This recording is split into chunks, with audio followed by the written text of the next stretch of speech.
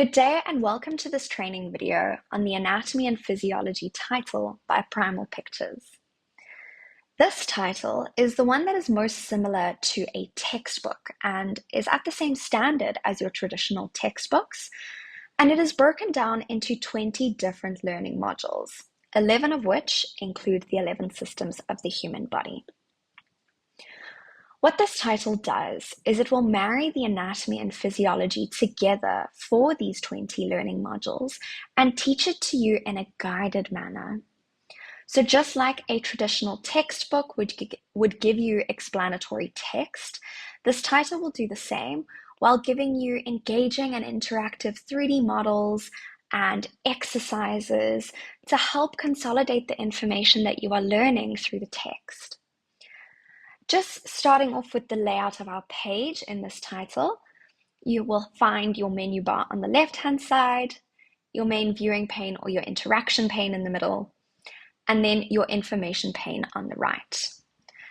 The first icon in the menu is where you will find the different topics for this learning module or system, and in other words, the different lessons that you can work your way through. And for today's example, we're going to choose the second lesson, which goes over the gross anatomy of the heart. Now, when you start off in your information pane, at the top of the pane, you can maximize this list of learning objectives, which will give you an idea of what sort of information will be covered in this topic. And thereafter, you can start to work your way through the lesson. So you'll see here, it begins with giving us an introduction into what the heart is and what it does, and its role with pumping deoxygenated and oxygenated blood around our body. And while it explains or introduces this to us, we have this wonderful 3D model of the heart in our main interaction pane. Now, it's always important to come over to this pane and take a look if the content presented to you is three-dimensional or interactive like this one is. You will see that this is a 3D model with rollover labels for all of the visible structures. And if you select a structure, it will be highlighted and the name will be at the top of the screen.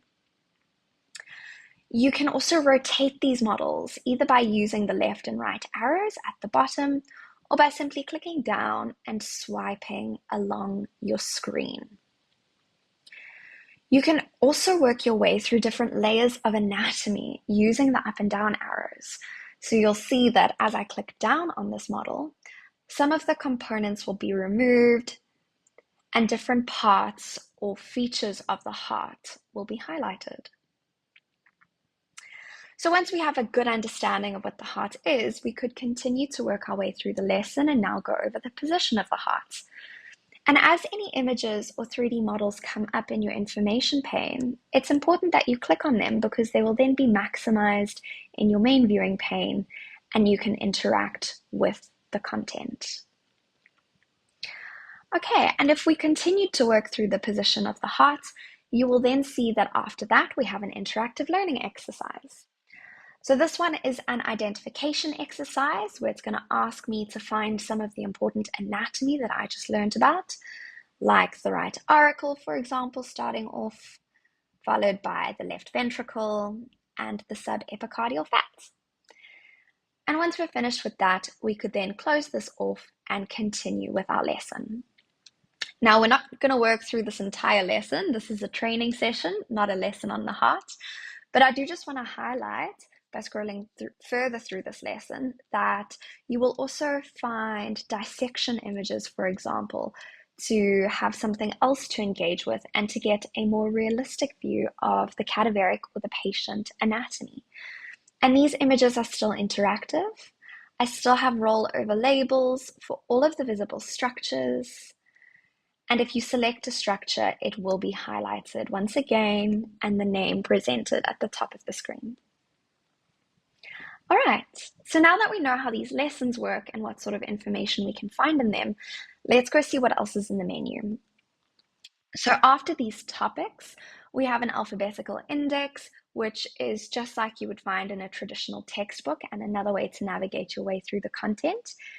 But I should also highlight that there is a search bar at the top of your information pane. So if you are wanting to search for a specific structure or piece of information, you could do so there. After that, at the chemistry icon, this is where all of the interactive learning exercises that are found throughout the different lessons have been collected. So if you're wanting to work through these without scrolling all the way through the lessons to find them, you can come pop in here. After that, at the light bulb icon, this is where all of the quizzes that are throughout the lessons can be found. So once again, nice to quickly jump into here to test your knowledge, but I would like to highlight that at the bottom of the quiz list for each learning module, you will find an overview quiz, and that will test you on the anatomy and physiology of that entire module or system. So here, for example, I have a very comprehensive 61 question quiz on all of the anatomy and physiology of the heart. Okay, after that, at this heart icon, this is where we come across some application style information and other ways to test our knowledge in ways that will make us think more critically about the information. So firstly, we have some clinical cases. This is an aortic aneurysm, for example, and for each of these clinical cases, you will have an overview, causes, symptoms, diagnosis, and treatment. Then after that, unfortunately, as the aging process occurs, our anatomy and physiology becomes a little less efficient at what it does, and it changes. So here, what is relevant in the aging process for the cardiovascular system are changes in the heart and the cells that make up our heart, as well as alterations in blood flow. And then after that, perhaps most importantly, are case studies to apply and test your knowledge. So here, for example, we have a case for Josh, who is a 37-year-old male, and he has an incompetent aortic valve. Now, you can learn more about Josh's case before you then try and answer these questions. You will see they start off with fairly basic anatomy and physiology questions, like the location of the aortic valve and the structure and function of this valve. And further down, it's going to ask you more application style questions, like how will Josh's preload and afterload change if his valve is incompetent and leaking blood? Okay. Now, the next icon in the menu is the favorite icon. And this is where you can favorite any content to revisit at a later stage. Now, I should point out an important feature and benefit to creating a personal profile.